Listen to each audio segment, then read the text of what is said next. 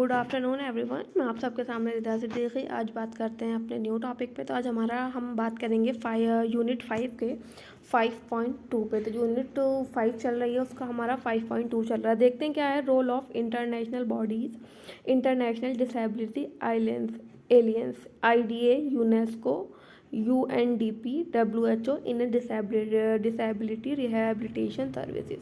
ये disabilitation sector में हमारे कि हमारी इंटरनेशनल जो बॉडीज़ हैं या इंटरनेशनल हमारे संगठन सर्विसेज हैं, उनका क्या रोल है। तो उन्होंने कुछ हमारी इंटरनेशनल बॉडीज़ इन संगठन बता रखे हैं, हम जिसके बारे में हमें बताना है और उनके कार्यों को बताना है।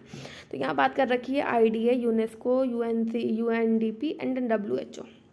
एक एक करके समझते हैं क्या क्या है, क्या क्या बात कर रखी है यहाँ पर। आगे हम अपनी स्लाइड चेंज करते हुए सबसे पहले देखें क्या लिखा हुआ है। मानसिक रूप से मंदित व्यक्तियों के अधिकारों पर संयुक्त राष्ट्र संघ की घोषणा 1970 के दशक में की गई। विकलांग व्यक्ति की अधिकार की घोषणा विशेष रूप दिव्यांग व्यक्ति से संबंधित मानव अधिकार सिद्धांत को सुनिश्चित करना है कि विकलांग लोगों तथा अन्य सभी के साथ समानव अधिकार प्राप्त हो सके। जो मानसिक मंदित बच्चे थे या व्यक्ति होते हैं, लोग होते हैं, यहाँ पे बात की जा रही है उनके अधिकारों के ऊपर। जो संयुक्त राष्ट्र संघ था उसने क्या किया, उसने घोषणा की थी 1970 में कि जो इनको अधिकार हैं, जो मानव व्यक्ति के अधिकार है, एक समान व्यक्ति के अधिकार हैं, उसी प्रकार जो दिव्यांग बच्चे होते हैं या मानसिक मंदित बच्चे होते हैं, उन सभी के भी सोसाइटी में, समाज में कुछ अधिकार होते हैं। तो उन सभी बच्चों को बराबरी के समान, यहाँ बात कर रखी ना, लोगों को अन्य सभी के समान जो एक सामान्य व्यक्ति को अधिकार प्राप्त हैं वह समाज में, उसी प्रकार से दिव्यांग व्यक्ति को भी समान अधिकार प्राप्त हो। यहाँ पे ये बात हुई थी राष्ट्रीय संघ के द्वारा 1970 में। आगे देखें। और वह दूसरों के समान अवसर प्राप्त करके समाज में पूरी तरह से भाग ले सकें। जिस तरह एक सामान्य व्यक्ति को समाज के तमाम अधिकार प्राप्त हैं और वो समाज में अपनी एक्टिव रहता है, पार्टिसिपेट करता है हर एक एक्टिविटी में, इसी प्रकार से जब इन बच्चों को क्या है, इन बच्चों को इनके अधिकार प्राप्त हो जाएंगे तो इसी प्रकार से ये बच्चे भी समाज में पूरी तरीके से भाग ले सकते हैं और देन पार्टिसिपेट कर सकते हैं। 2009 में संयुक्त राष्ट्र सम्मेलन की पुष्टि के बाद विकलांग लोगों द्वारा मानव अधिकार के पूर्ण भागीदारों को बढ़ावा दिया गया। जब 2009 आई तो इनके साथ क्या हुआ, समान अधिकार के साथ साथ क्या, पूर्ण भागीदारी को बढ़ावा देना और संरक्षित करने के लिए सुनिश्चित करता रहा। क्या कहा कि इन्हें जिस तरह से इनके समान अधिकार मिलने चाहिए, तो हर चीज़ में इन्हें पार्टिसिपेट करने के लिए क्या है, पूर्ण भागीदारी देनी चाहिए। और जो इनके अपने राइट्स हैं, उन राइट को भी, राइट जो इनके हक हैं समाज में, उनको भी क्या इन लोगों को देना चाहिए। तो इस तरह कानून के तहत पूर्ण समानता मिल सके। तो इस तरह से जिस तरह से एक सामान्य व्यक्ति को उसके अधिकार मिलते हैं, वो हर चीज़ में पार्टिसिपेट करता है, उसके कुछ हक कानून होते हैं, इसी प्रकार से इन बच्चों को भी तमाम फैसिलिटीज़ अपने राइट के अकॉर्डिंग मिलनी चाहिए। आगे देखते हैं हम अंतर्राष्ट्रीय बॉडीज़। हमने पढ़ा था कि अभी अंतर्राष्ट्रीय बॉडीज़, तो इसमें यहाँ पे बात कर रखी है अंतर्राष्ट्रीय निकाय की क्या भूमिका है और कौन कौन सी बात की थी वो हम पहले ही बता चुकी हूँ मैं। तो आपको यहाँ फर्स्ट लिखा था IDA, इंटरनेशनल डिसेबिलिटी अलायंस, अंतर्राष्ट्रीय विकलांगता गठबंधन। दिव्यांग व्यक्तियों के 8 बेसिक और 6 क्षेत्रीय संगठनों का एक सत्र है। क्या है सत्र? International disability alliance. इसकी स्थापना कब हुई थी? 1999 में हुई थी। यह संयुक्त राष्ट्र में विकलांग और उससे संबंधित संगठनों के लिए अधिक समावेशी वातावरण का समर्थन करता है। जितने भी हमारी बॉडीज, ये निकाय हैं, इनके अलग अलग अपने वर्क होते हैं। तो ये जो हमारा इंटरनेशनल डिसेबिलिटी अलायंस है, ये क्या है, एक समावेशी वातावरण का समर्थन करता है कि जो हमारा वातावरण है, इन्वायरमेंट है, जिस तरीके से एक सामान्य व्यक्ति के एनवायरनमेंट होता है, उसी प्रकार से एक जो बौद्धिक व्यक्ति है या फिर कोई डिसेबिलिटी से ग्रसित व्यक्ति है, उसको भी समान हमें वातावरण प्रदान करना चाहिए। समान वातावरण से यहाँ बात कर रखी है कि जैसे एक समान स्कूल में बच्चा पढ़ सकता है, तो हर एक स्कूल में इस तरह के बच्चों को भी पढ़ने की परमिशन होनी चाहिए, हर जगह जाने की फ्लेक्सिबिलिटी होनी चाहिए। बैरियर्स जो उनके रास्ते में क्रिएट हो रहे हैं, उन सब बैरियर्स को हटाना पड़ेगा। उनके समावेशन को मजबूत बनाने का कार्य करता। 7 जून 2013 को IDA को कानूनी रूप से शामिल कर लिया गया। जब भी हमारा इंटरनेशनल डिसेबिलिटी अलायंस IDA था, इसको कानूनी रूप से कब एक्सेप्ट किया गया? 7 जून 2013 को। आगे बात करें नेशनल एजुकेशनल साइंटिफिक एवं कल्चरल ऑर्गेनाइजेशन यूनेस्को। यूनेस्को का नाम हम सब ने सुन रखा होगा। यूनेस्को की क्या बात कर सकते हैं, हमारी किस रूप से कार्य करते हैं, तो ये संयुक्त राष्ट्र संघ का एक निकाय है। इसका कार्य शिक्षा, प्रकृति तथा सामाजिक विज्ञान, संस्कृति तथा संचार के माध्यम से अंतर्राष्ट्रीय शांति को बढ़ावा देना है। ये हमारे इंटरनेशनल लेवल पे क्या करते हैं, हमारा यूनेस्को वर्क करता है किस किस चीज़ों के लिए, हमारी शिक्षा, एजुकेशन, जो हमारी प्रकृति है उस पर, सामाजिक विज्ञान, संस्कृति तथा संचार के साधनों को क्या है कि हमारे देशों में क्या है शांति बढ़ी रहे, एक दूसरे से हम लोग किस तरह से कांटेक्ट कर सकें, किस तरह से हमारी एजुकेशन को हम और आगे बढ़ा सकते हैं, उसको किस तरह से इम्प्रूव कर सकते हैं, ये सब हमारा उस पर काम करते हैं। तथा संयुक्त राष्ट्र संघ का गठन 16 नवंबर 1945 को हुआ था। इसका उद्देश्य शिक्षा एवं संस्कृति के अंतर्राष्ट्रीय सहयोग से शांति एवं सुरक्षा की स्थापना करना है। हम एजुकेशन बढ़ाएं, हर लोग अवेयर होंगे तो हमारे देश में क्या होगा, हमारे देश में शांति बढ़ी रहेगी। तो ये हमारे इंटरनेशनल लेवल पे काम करते हैं नेशनल सोसाइटीज़ के लिए। तो हमारे यूनेस्को के क्या कार्य हैं, हम अपने यूनेस्को के कार्य देख लेते हैं। पहले जीवन पर्यटन चलने वाली शिक्षा क्रियात्मकता के आधार पर चलना। हम सभी जानते हैं जो हमारी एजुकेशन है उसकी एज कभी ख़त्म नहीं होती, वो हमारी जीवन पर्यटन चलती है। बट ये डिफरेंस आ जाता है, कभी फॉर्मल एजुकेशन हमारी कभी एक डायरेक्ट वे से चलती रहती थी हमेशा, बट कभी कभी हम कुछ चीज़ें अपने इनफॉर्मल वे से भी सीखते हैं। तो हमारे जो जीवन है वो क्या है, पर्यटन चलने वाली शिक्षा का क्रियात्मकता के आधार पर है। तो उसको क्या है, हमें अपनी जो जीवन पर्यटन, हमें फॉर्मल एजुकेशन के थ्रू हम लोग जो कुछ सीखते हैं उस चीज़ को यहाँ पे क्या कर रखा है, बढ़ावा दिया जा रहा है। बात करूँ नेक्स्ट की, यह विश्व में शिक्षण विकास की मुख्य धारा पर शोध एवं प्रकाशन का कार्य करता है। यहाँ पे क्या है, हम लोग देखते हैं कि हमारे विश्व में और हमारे एरियाज में कभी कभी हम देखते हैं कि एजुकेशन के मामले में लोग इतने अवेयर नहीं हैं। आज भी हम लोग कितने आगे बढ़ गए हैं, बट लड़कियों की शिक्षा पर आज भी सवाल उठते हैं। तो यहाँ पे क्या बात कर रखी है, यहाँ पे एजुकेशन डेवलपमेंट की बात कर रखी है। जब एजुकेशन डेवलपमेंट होगा तो लोग क्या करें, इसके शोध करते हैं, कुछ प्रकाशन का कार्य करते हैं ताकि लोग इससे अवेयर हों और अपने हर बच्चे को शिक्षित कर सकें। नेक्स्ट बात करूं, शिक्षार्थी के गुणवत्ता के लिए विद्यार्थियों में स्वास्थ्य के कार्यक्रम चलाकर स्वास्थ्य में सुधार लाना। जिस तरीके से अगर हम लोग क्या करते हैं, अपनी एजुकेशन को और इम्प्रूव करने के लिए जो विद्यालय में स्वास्थ्य कार्यक्रम चलाए जाते हैं, क्या अब हम बहुत सारी बीमारियां का जो फैलती हैं अपने अलग अलग सीजन के हिसाब से फैलती हैं, कुछ कभी डेंगू कभी मलेरिया, तो इस तरह के जो सिम्टम्स होते हैं उसको सिम्टम्स को हम किस तरह पहचान सकते हैं। तो इस तरह के जो कार्यक्रम है वो स्कूलों में ही कराने लगे हैं ताकि बच्चे इस चीज़ से अवेयर हों और किस तरीके से बचा जा सकता है, और अगर कोई किसी मतलब बीमारी से ग्रसित हो गए तो उससे हम किस तरह से बच सकते हैं। तो इस तरह की चीज़ें के कार्यक्रम जो है स्कूलों में सिखाए जाते हैं। नेक्स्ट बात करूं, शिक्षार्थी को प्रभावी बनाने के लिए नियम एवं नीति का निर्धारण करना। जब तक हमारी अपने कुछ नियम, अपने रूल्स रेगुलेशंस नहीं होंगे तब तक हमारी एजुकेशन क्या है वो इफेक्टिव नहीं होगी।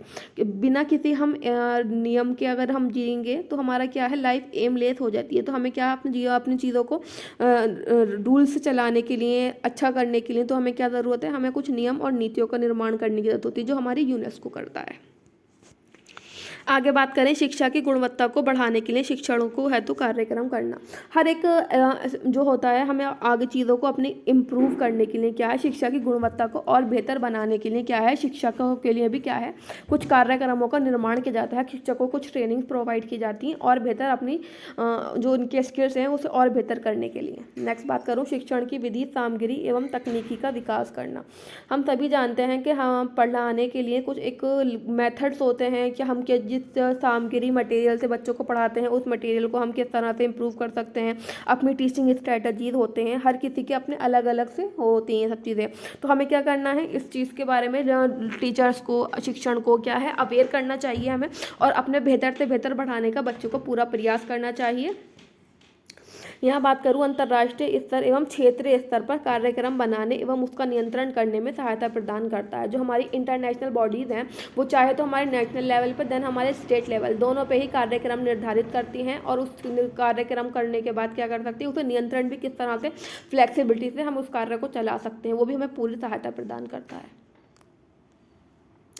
बात करें नेक्स्ट हमारी बॉडीज़ की, United nation international children education fund, UNICEF. हमने सब यूनिसेफ का नाम भी सुना ही है कि इस गठन का निर्माण द्वितीय विश्व युद्ध के अंत में, जब हमारा द्वितीय विश्व युद्ध हुआ था 1947 में, तो उसके अंत में हुआ था। इसका मुख्य कार्यालय जो इनका ऑफिस है वो न्यूयॉर्क में है। इसके अंतर्गत बच्चों के शिक्षण प्रशिक्षण से संबंधित योजनाएं चलाई संचालित की जाती हैं। बच्चों के लिए क्या है, शिक्षण परिक्षण जो उनके लर्निंग किस तरह से वो सीखते हैं और किस तरह से हम उन्हें ट्रेन कर सकते हैं, जो सारी कार्यक्रम है वो हमारे यूनिसेफ के अंतर्गत निर्धारित किए जाते हैं।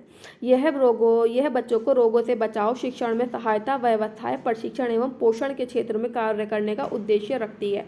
यूनिसेफ हमारा कहाँ पे कार्य करती है कि किस प्रकार से, हमने अभी ऊपर भी बात की थी कि जो आजकल नए से नए बीमारी चलती है, अभी कोविड आया था तो और नए कुछ ना कुछ आता ही रहता है, तो उस रोग से किस तरह से बचाव कर सकते हैं, उस रोगों से बचाव कर सकते हैं। अपने शिक्षण को हम किस तरह से और इफ़ेक्टिव बना सकते हैं, कुछ वोकेशनल के लिए किसका क्या इंटरेस्ट है, अपने इंटरेस्ट के अकॉर्डिंग हम लोग क्या व्यवसाय चूज़ कर सकते हैं, किस प्रकार उसकी ट्रेनिंग कर सकते हैं, और पोषण के क्षेत्र जो हमारे इस सब के क्षेत्र में क्या काम करता है यूनिसेफ। तो इसके कार्य क्या है, अपने यूनिसेफ के हम कार्य देखते हैं अगले स्लाइड में। शिक्षार्थी की गुणवत्ता के लिए विद्यालय में स्वास्थ्य कार्यक्रम चलाकर स्वास्थ्य में सुधार लाना। क्या है शिक्षार्थी की गुणवत्ता, क्या है विद्यालय में जो हमारे शिक्षार्थी बच्चा है उसकी, और हमें क्या है उसकी और स्किल्स इम्प्रूव करने के लिए विद्यालय में हम कुछ ना कुछ स्वास्थ्य संबंधी कार्यक्रम चलाते हैं, ताकि बच्चे क्या है जिस रिलेटेड जो बच्चों को स्वास्थ्य संबंधी ट्रेनिंग दी जा रही है, कुछ स्किल से अवेयर करा जा रहा है, तो बच्चा खुद से अपने ही आसपास उस चीज़ को अवेयर करे और उस चीज़ से बचने का प्रयास कर सके। शिक्षा के गुणात्मकता में उन्नति करना, जो हमारे एजुकेशन सेक्टर है उसको हम और किस तरह से इम्प्रूव कर सकते हैं, यहाँ पे उसकी बात की जा रही है। नेक्स्ट बात करें HIV एड्स और विकलांगता के संदर्भ में कार्य करना। हम सभी जानते हैं कि HIV AIDS is a common disease, और देन विकलांगता के क्षेत्र में हम सभी जानते हैं कि हमें आसपास अपने कोई ना कोई विकलांग व्यक्ति, हर कोई चाहे वो किसी भी डिसेबिलिटी से ग्रसित हो दिख जाता है, तो उसमें क्या है उन सब के लिए हमें कार्य करना। ये हम चीज़ें जो इस तरह की ट्रेनिंग्स के प्रोग्राम है वो सब हमें स्कूलों में दी जाने लगे हैं, ताकि हर व्यक्ति इस चीज़ से अवेयर हो और एक दूसरे की हम लोग हेल्प कर सकें। राष्ट्रीय स्तर पर कार्यक्रम एवं नीति बनाना तथा पूर्व विद्यालय कार्यक्रम बनाना, जो हमारी इंटरनेशनल बॉडी यूनेस्को है, यूनिसेफ है, वो क्या है राष्ट्रीय स्तर पर जो अपने नेशनल लेवल पे हर प्रोग्राम कंडक्ट करती है, उसको नीति बनाती है तो किस तरह से चलाना है, और विद्यालय से पूर्व कार्यक्रम बनाना अपना ये स्टार्ट कर देती है। आगे बात करें वर्ल्ड हेल्थ ऑर्गेनाइजेशन WHO के बारे में सबने ही सुना है, विश्व स्वास्थ्य संगठन। तो विश्व में स्वास्थ्य संबंधी जागरूकता लाकर वर्तमान स्वास्थ्य कार्यक्रमों को मजबूत करने के लिए इसकी स्थापना कब हुई थी, WHO की 1941 में। इसका मुख्यालय जिसका मेन ऑफिस है वो जिनेवा में है। इसका मुख्य उद्देश्य रोगों की रोकथाम, उपचार एवं शोध करते हुए जीवन के गुणों में सुधार करना है। अभी हमने कोविड के टाइम पे WHO का बहुत नाम सुना था कि WHO की गाइडलाइन ये जारी हुई है, इसमें ये बताया है किस तरह से हमें प्रोटेक्शन करना है, किस तरह से हम बचाव कर सकते हैं, किस तरह से उपचार करते हैं। जो भी नई बीमारी नेशनल लेवल पे फैलती है या इंटरनेशनल लेवल पे फैली होती है, तो उसका किस तरह से हमें रोकथाम करना है, बचाव करना है, इस तरह के शोध करना इसका काम है। और वो अपने नेशनल लेवल पे, इंटरनेशनल लेवल पे ये क्या करती है, ये हमें फाइनेंशियली हेल्प भी करती है गवर्नमेंट को। हम WHO के कार्य देखें, WHO के क्या कार्य हैं, तो पोषण, गृह सफाई कार्य प्रणाली एवं अन्य में सुधार करने का कार्य करती है। कि जब भी हमें पता है कि ये कौन से सेक्टर में काम करती है, तो स्वास्थ्य के सेक्टर में काम करती है, तो उसके लिए हमें क्या है कोई अच्छे से अच्छा पोषण संबंधी हमें आहार लेने चाहिए, अपने आसपास सफाई लेनी चाहिए। इस प्रकार की कार्य प्रणाली में क्या है हमें सुधार करने चाहिए और अपने आसपास हमें कार्य करना चाहिए। जब तक हर व्यक्ति अवेयर नहीं होगा इस चीज़ से, जब तक हम जो अपने आसपास में चेंजेस नहीं ला सकते, तो हमें स्टार्ट खुद से करना पड़ेगा चीज़ों को। स्वास्थ्य कार्यक्रम में सरकार की सहायता करना। कभी कभी हमने बोला कि जो एक नेशनल लेवल पे बड़ी बीमारियों से ग्रसित हो जाता है कभी कभी देश। अभी हमने लास्ट 2-3 ईयर से हम लोग इसी चीज़ से गुजर रहे थे जब कोविड-19 आया था। तो उस टाइम पे WHO ने बहुत ज़्यादा हेल्प की थी, चाहे वो फाइनेंशियली हो या फिर हमें बचाव के गाइडलाइंस वगैरह देना है। इस तरह के जो सारे कार्य हैं WHO ने हमारे देखे थे सारे नेशनल लेवल्स पे। हम बात करें समुदाय के विकास एवं स्वास्थ्य कार्यक्रमों के लिए प्रशिक्षण कार्यशाला एवं कार्य आयोजित करना। जो समुदाय के लेवल पे हमें किस तरह से डेवलपमेंट करना है स्वास्थ्य कार्यक्रम का, वो उसकी जो किस तरह से ट्रेनिंग देनी है, उसकी कार्यशाला करना, उसके जो प्रोग्राम है वो कंडक्ट करना हमारे ट्रेनिंग प्रोग्राम के लिए हमारे सोसाइटी या फिर हमारे कम्युनिटी लेवल पे। नेक्स्ट बात करूं, क्या है UNDP, United Nation developmental programme. इसमें क्या बता रखा है, संयुक्त राष्ट्र विकास कार्यक्रम एक संयुक्त राष्ट्र संघ का वैश्विक विकास कार्यक्रम है। यह गरीबी कम करने वाले विकास को बढ़ावा देने तथा लोगों के जीवन को बेहतर बनाने में सहायता करने के लिए ज्ञान तथा संसाधनों को जोड़ता है। ये हमारा UNDP किसके लिए काम करता है, जो लोग गरीबी रेखा के अंतर्गत आते हैं उनका जीवन किस तरह से हम लोग बेहतर बना सकते हैं, ये उस पर वर्क करता है। किस तरह से इन्हें हम किस तरह के स्किल हमें सिखा सकते हैं ताकि ये लोग क्या कर सकें, अब आगे चल के अपने लाइफ में खुद सर्वाइव कर सकें, किस तरह से बेहतर अर्न कर सकें, उन्हें किस तरह से नॉलेज प्रोवाइड करें, किस तरह से संसाधन प्रोवाइड करें। ये सब काम कौन करता है, UNDP। UNDP के क्या कार्य हैं, कार्य भी इसके एक बार देख लेते हैं। सतत विकास, गरीबी उन्मूलन और विकास के अवसरों और लाभों को प्रोत्साहन प्रदान करना, ये इस तरह के कार्यक्रम निर्धारित करते हैं जो लोग गरीबी रेखा के नीचे आते हैं उन्हें क्या है, किस तरह से लाभ पहुंचा सके, और उन्हें लोगों को मोटिवेट करते हैं उन लाभों को लेने के लिए, और उन्हें बेहतर अवसर प्रदान करते हैं विकास के लिए। लैंगिक समानता को बढ़ावा देना तथा मानव की सुरक्षा को सुनिश्चित करने की आवश्यकता है। क्या है, ये एक जेंडर इक्वालिटी की बात करते हैं कि लड़का लड़की में भेदभाव नहीं करना चाहिए तथा मानव की अपने जो रक्षा के लिए अपने कुछ रूल्स हैं उन रूल्स को किस तरह से आइडेंटिफाई कराते हैं। UNDP 2030 तक, जो हमारे UNDP है इसने क्या है, इसका एक लक्ष्य है कि 2030 तक व्यक्तियों के अधिकार पे सम्मेलन के तहत अपने मानव अधिकार के दायित्व को पूरा करना चाहते हैं। हर व्यक्ति को क्या है, उनके अधिकारों से आइडेंटिफाई करना चाहता है कि आपके क्या क्या अधिकार है। इनका ये टारगेट है कि ये टारगेट अपना 2030 तक अचीव कर लेंगे। दिव्यांगता समावेशन के विकास को बढ़ावा देता है। दिव्यांगता क्या है, समावेशन की, जिस तरह से हमें क्या है, इक्वालिटी मिलनी चाहिए, जिस तरह से एक समान व्यक्ति को इक्वालिटी मिलती है समाज में, सोसाइटी में, इस तरह से हर प्रत्येक व्यक्ति चाहे वो किसी भी दिव्यांगता से ग्रसित है उसे भी वो इक्वालिटी मिलनी चाहिए, वो समावेशन मिलना चाहिए। हमने अभी तक पढ़ ली सारी बॉडीज़ जो हमारे सिलेबस के अकॉर्डिंग थी, बट एक चीज़ आप लोग याद रखना, कभी कभी एग्ज़ाम में बॉडीज़ डायरेक्ट क्वेश्चन भी कर लेते हैं, कभी कभी डायरेक्ट क्वेश्चन ना करके तो शॉर्ट फॉर्म में इस तरह के क्वेश्चन भी आपके बन जाते हैं। UNDP की full form United Nation developmental programme, हमने जितने भी आगे पढ़ी हैं सभी इंपॉर्टेंट हमारी हैं। WHO की फुल फॉर्म WHO की full form World Health Organisation है ना, इस तरह की आ सकता है कि UNICEF की फुल फॉर्म बताइए, United nation international children education fund. आगे बात करें कि हो सकता है कि हमारा UNESCO की फुल फॉर्म मालूम कर लें, नेशनल एजुकेशन साइंटिफिक एवं कल्चरल ऑर्गेनाइजेशन। तो इस चीज़ को जब आप कोई भी टॉपिक को कवर कर रहे हो तो उसे क्या है, बहुत ध्यान से उसका हर एक पॉइंट कवर कर सकते हो, बहुत ध्यान से लिख के अपने पास नोट्स बनाओ। देन आई होप आपको ये टॉपिक समझ में आया होगा। Then thank you for watching my video.